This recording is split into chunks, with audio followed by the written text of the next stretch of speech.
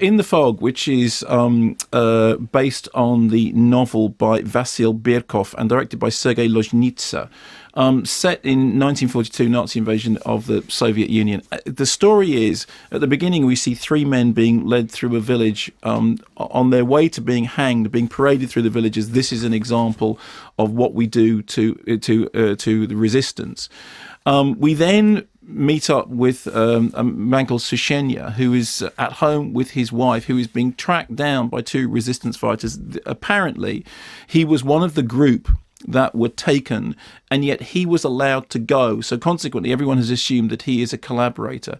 They arrive at his house and say, you know why we've come? And he says, yes, but I didn't betray anyone. I didn't collaborate with anyone. Never mind. They lead him off into the woods. So we're obviously in kind of, come and see Klimov territory here. And I have to say the tone of the opening... Can you clarify that comment? Well, that it's dealing with a similar sort of, real horror of war and, the atmosphere. I mean, obviously the Klimov is particularly harrowing. But what happens is they go off into the woods. He's taking a shovel with him in order to, to essentially dig his own grave whilst talking to his two former comrades who... Everyone basically thinks that he's a collaborator. Even his wife suspects that he might have been a collaborator. And what then sort of unfolds is a very, very atmospheric, powerful, brooding drama. Apparently there are only 72 cuts in the whole film. I mean, the film is 2 hours long. I mean, that is quite extraordinary. That gives you a sense of, the way in which the drama plays out.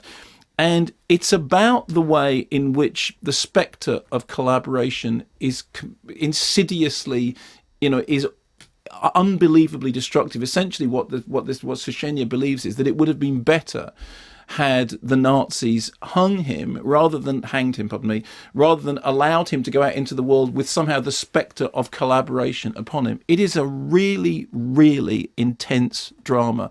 It is haunting and atmospheric, and it deals with very complex questions of allegiance and collaboration and cooperation. There's a long discussion at one point about whether or not resistance itself simply brings a worse evil, if you fight back, actually the retaliation is even worse. And it's one of those dramas, we always think about war dramas as being, side A versus side B, and one of these sides is heroic, and it's actually, this is in that much more problematic quagmire of, the possibility of collaboration, what it means to be honourable, what it means to be honest, how the stigma of collaboration is this poisonous kind of, awful, infecting thing.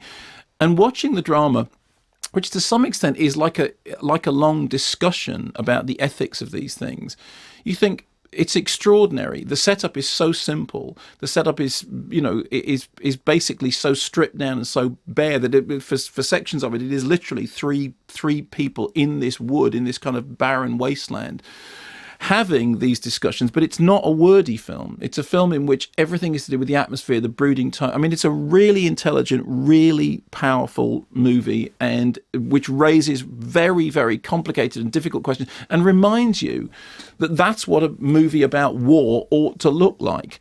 It's not. I mean, it's not an action movie. Although there are, sequences in it that one could, I suppose, on some level say, well, that's an action sequence. There are battles and shootouts and that sort of thing. But it is a profoundly intelligent existential drama about the horror of war and the horror of occupation and the horror of collaboration. And I thought it was very moving.